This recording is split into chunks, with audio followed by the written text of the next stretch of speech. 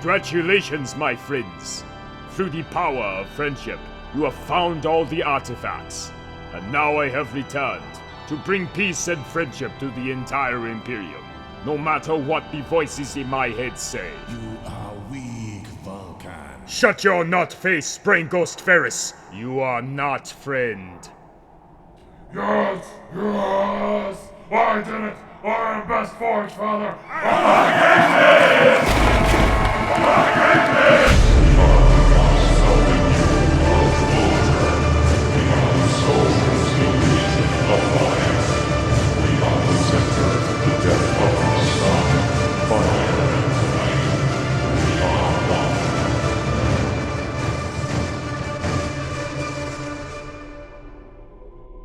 Hello, my lord. Good, my sentient newspaper has arrived. Before we speak, do you have any idea where Magnus is? I've lost track of him. You lost track of a 12-foot tall demon man as bright red as a dying star.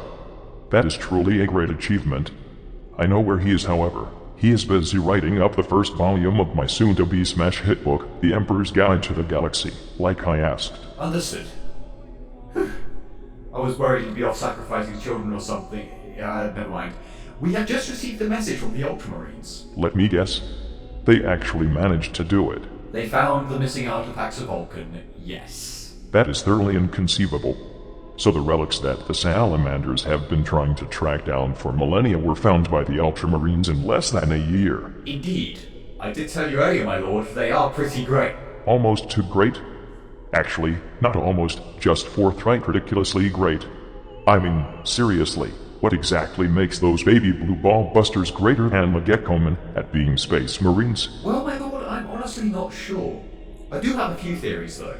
One is that the Ultramarines are simply more versatile. As proven in their combat techniques, they're skilled at using a wide variety of weaponry and tactics, while the Salamanders are just about as focused on pyromania as the Sisters of Battle are. Hold up. I must have forgotten, in my infinite wisdom, about some religious order during the Purge of Terra. These Sisters of Battle you speak of strike me as not being full of muscle-bound battle buddies with exclusively floppy reproductive organs. What precisely are these sisters? Well, do you remember the lady called Alicia Dominica? The one I brought in here to stop Goj Van Dyer during the Age of Apostasy? My non-existent genitalia are still trembling in uncertainty. Essentially, it's an organization of people like her. They're the military arm of the Adeptus Sororitas, which you yourself talked about during the latest answer session. You know, the ones you sent out your erogenous spin-ups to. Oh yes, them. That scarcely sounds so grievous after all, seeing as they eliminated that person with the most evil-sounding name I have ever heard. I am most certain they are sensible and rational people. Yeah, sensible and rational, yes, those are words. Perhaps I can use them for destructive purposes. If someone would try to prank call me in the future for unspecified reasons, I will be most happy to hear about them later. Ah, damn it. Back to the topic. Any other ideas about why the Ultramicronists are doing the heavier work? Well, my second theory, while it may be subjective, is that I'm fairly sure blue is generally a better color than green. You know how orcs lose most of the time?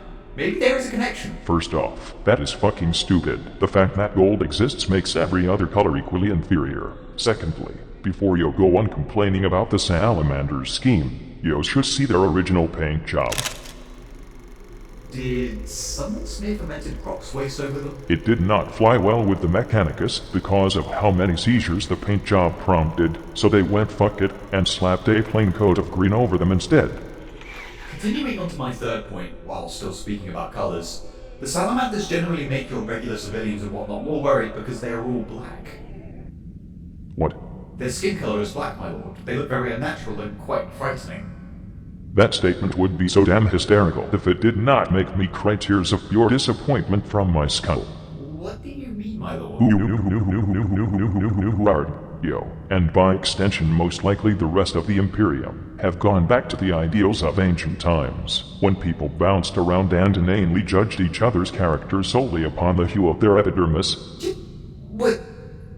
This is exactly why regular humans cannot be left unchecked for a single fucking second before they start blaming and beliming each other. I keep on trying to make humanity function on its own, but it just will not stop. Well, my lord, I think Actually, I am going to act like a brain-dead fucking mortal now to, oh boy, I have not seen what sort of coloration yo have underneath that golden mirror yo call a suit of armor in over 10,000 years. Let me see what kind of pigment your corporeal container has, and I will figuratively pour acid salt all over it. Wait, I am so confused, my lord. Why are your eyes lighting up and it's going back? Go, wait, what the heck are you doing? No!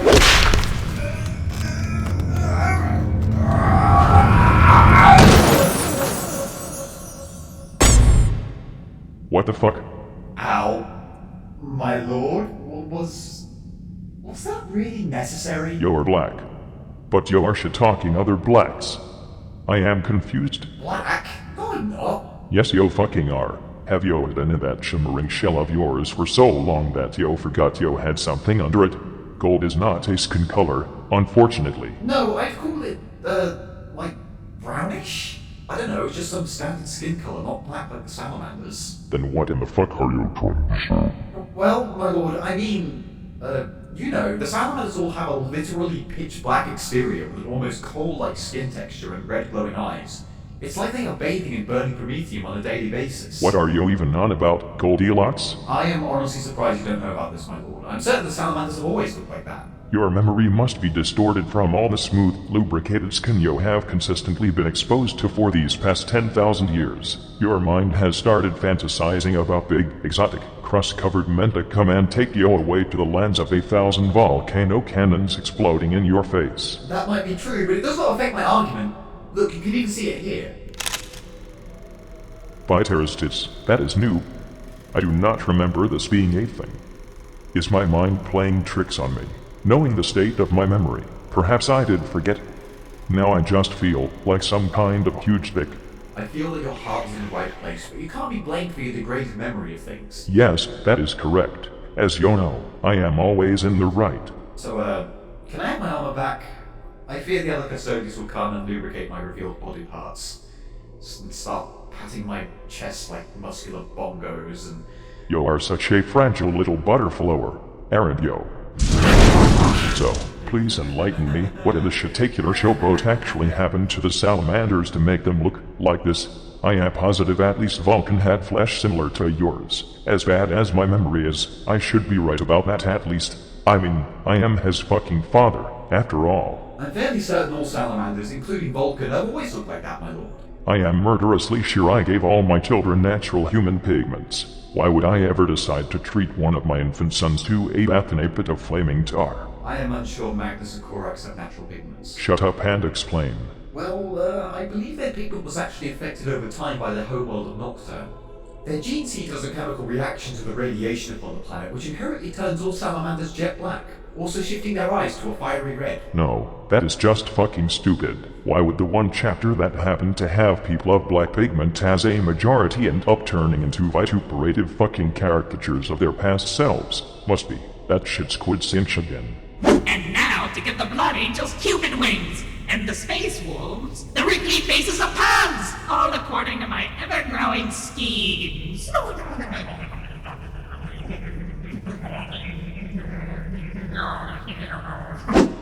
My lord?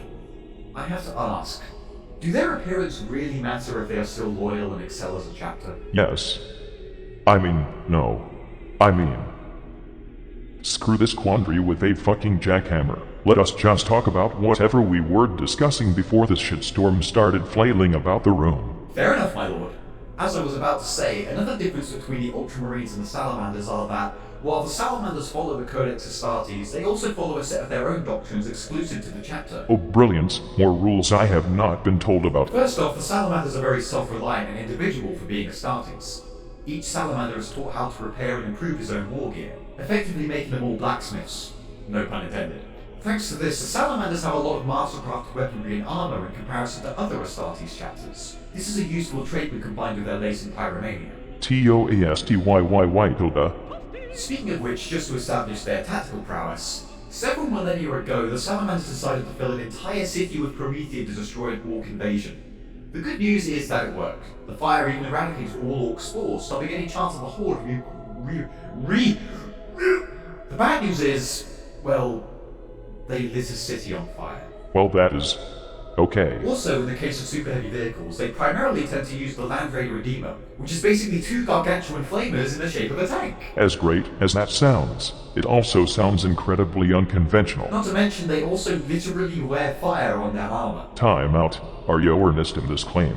For fuck's sake, do they have a who can't stay on fire the longest contest as well? Or what? Well, maybe not that. But an ancient ritual amongst the salamanders is that when one of their battle brothers grows too old, is dishonored, or is crippled and unable to fight, they will undergo a ceremony which involves them walking out into the fiery desert to meet their death in flames. What the fuck? Another one of their customs is that when a salamander actually dies, their body will be cremated in ritualistic fashion in the flames of a giant volcano called Mount Deathfire. Is this a Space Marine chapter, or a death metal band? If they do not manage to get the fallen Astartes back to Nocturne to be cremated, his battle brothers perform a local cremation ritual in which they light the seas on fire and then all stick their arms into the flames. Now I am starting to feel uncomfortable. But when a captain of the salamanders dies, a grand ceremony is initiated when they strap the dead captain to a giant slab of ceramite-coated marble. Two battle brothers dressed in simple robes then proceed to lower the slab and the captain into a pool of lava. The battle brothers chosen to do this would have their own hands scalded with the white-hot chains that suspended the slab as they lowered it down. They have to do it in perfect unison, as the chains are engraved with the salamander's iconography, making the battle brothers' hands have permanent third-degree burns with the semblance of a hammer, an anvil, and a flame upon their palms. Now this is just becoming fetishistic. With the death of a captain, a new one has to ascend to the ranks, of course.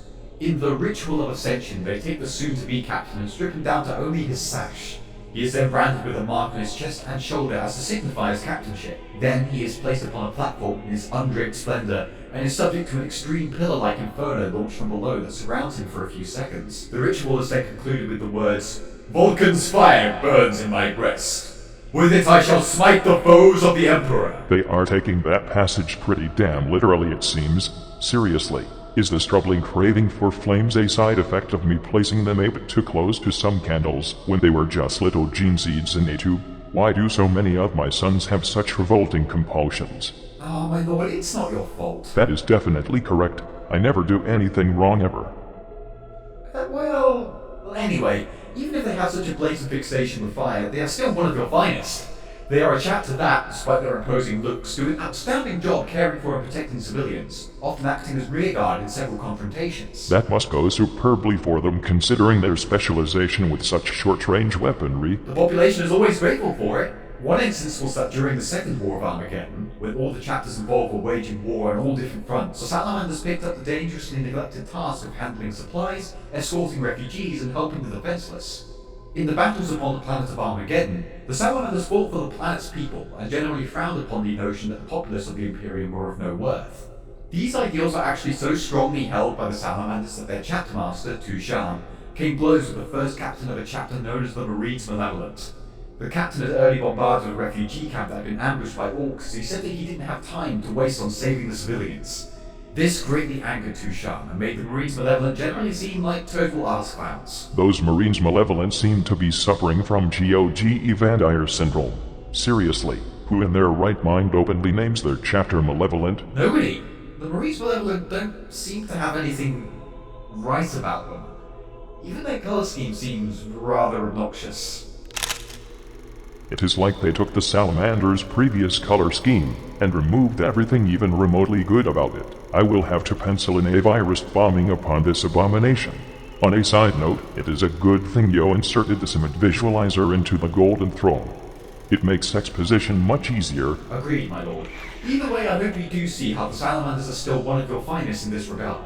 They stay true to their Primarch and you in both code and mannerisms. Yes, that is all absolutely fantastic, but there is just one problem. Pyrophilia, my lord? Other than that, at the beginning of this conversation, I actually asked Yo to provide evidence that the Ultramarines are greater than the Salamanders. Now Yo have just set them up to be creepy but nice guys with a thing for helping people.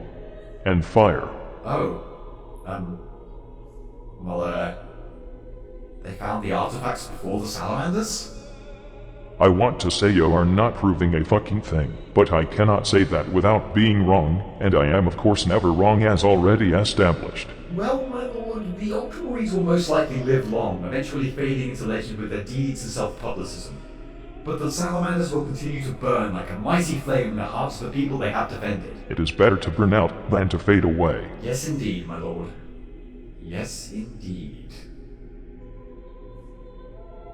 Seriously though, next time I meet Vulkan I am going to tell him to take his sons on a field trip to a freezing cold ice planet for a couple of years so they can reorient their fucking perspective. Life's not all fire and flames, am I right, my lord? No, especially in the case of the mangy fur balls of Fenris. I bet Lee Man and his band of puppies are still sitting about trying to figure out how friction works. Actually, Ghost should tell me about their drunken tirades next. Ah, right. Of course, my lord. No! You must not speak of the wolves. Who dares suddenly interject things in my presence? Oh look, it is my precious little sentry bubble. How is my sweetheart doing today? Father, your sweetheart was I, Rogal Dorn.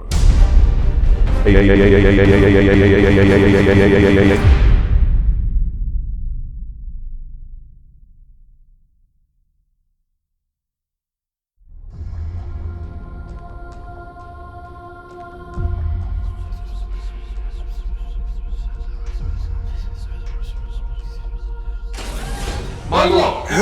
Ah! Yes? What is it you want? You didn't hear anything, right? Not that we were talking about anything. We like snuggling up close and whispering nice things into each other's ears. I know, Lord Azrael. This is the 30th time you've told me. But you may wish to know we have pursued the most mysterious lead you wished us to follow, and we've once again found the lost strike cruiser. The Ophidium Gum. Tampers, Azrael, did you hear that? We're totally gonna find Cypher now!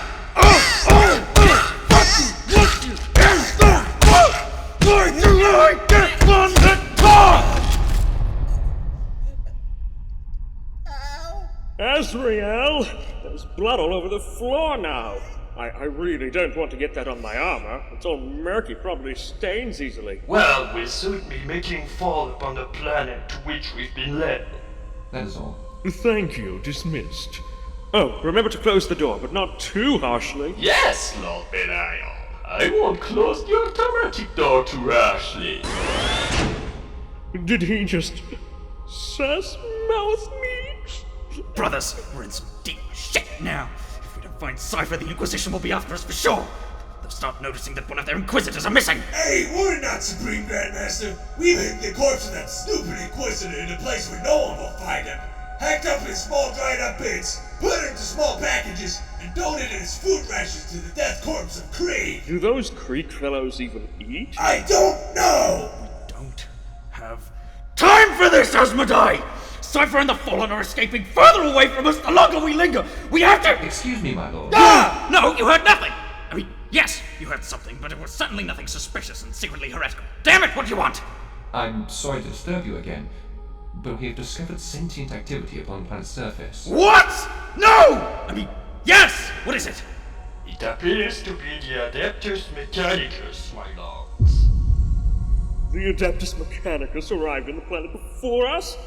Oh, this is such a shameful moment. I'm totally useless. Nobody loves me. This can only mean one thing! One terrifying thing! The Adeptus Mechanicus is working for the Fallen!